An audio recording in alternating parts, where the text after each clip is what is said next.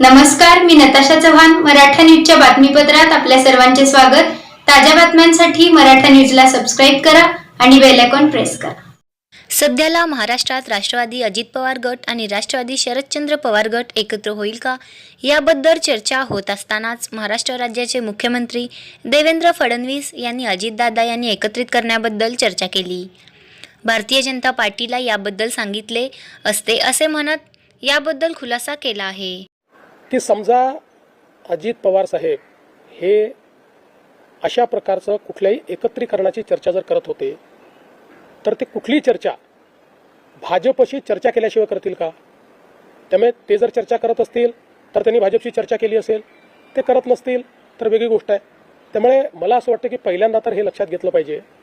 पुन्हा एकदा सांगतो, चर्चा करायची नाही करायची, विलिनीकरण करायचं सर्वस्वी 100% राष्ट्रवादी काँग्रेस पक्षाचं डोमेन आहे. हा आमच्यापेक्षा एवढी असेल, कुठलाही निर्णय घेण्याच्या आधी त्यांनी आमच्याशी चर्चा एकदा करावी आणि ते करतातच आणि ते पुढेही करतील. त्यामुळे याही संदर्भात दुसरं, समजा अजित पवार साहेब अशा प्रकारच्या चर्चा करत होते तर ती चर्चा ते NDAतनं बाहेर पडण्याकरता करत होते का? ते का सरकारमधनं बाहेर पडणार होते का? त्यांनी तर स्पष्टपणे सरकारमध्ये ते स्टेबल होते. त्यामुळे रोज काहीतरी कन्फ्युजन तयार करायचं आणि मग आपली इकोसिस्टीम वापरून ते कन्फ्युजन इको करायचं, ही पद्धती अयोग्य आहे, ही योग्य नाही आहे.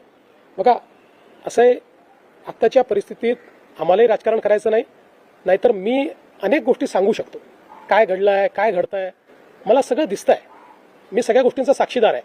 आणि तुम्हाला सगळ्यांना माहिती आहे, माझे आणि अजितदादांचे जे संबंध होते त्यात जवळजवळ सगळ्या गोष्टी ते मला सांगायचे, माझ्याशी शेअर करायचे. त्यांचा दुर्दैवी मृत्यू झाला त्याच्या आदल्या दिवशी जवळपास 1 तासभर आम्ही दोघं गप्पा मारत बसलो होतो. त्यामुळे मला असं वाटतं की या बाबतीत शेवटी खालच्या स्तराचं राजकारण करणं योग्य नाही. त्यांच्या पक्षाने निर्णय घेतला. एक लक्षात ठेवा की आज 2 वेगवेगळे पक्ष झालेले आहेत. शरद पवार साहेबांचा पक्ष आहे, अजित पवार साहेबांचा पक्ष आहे.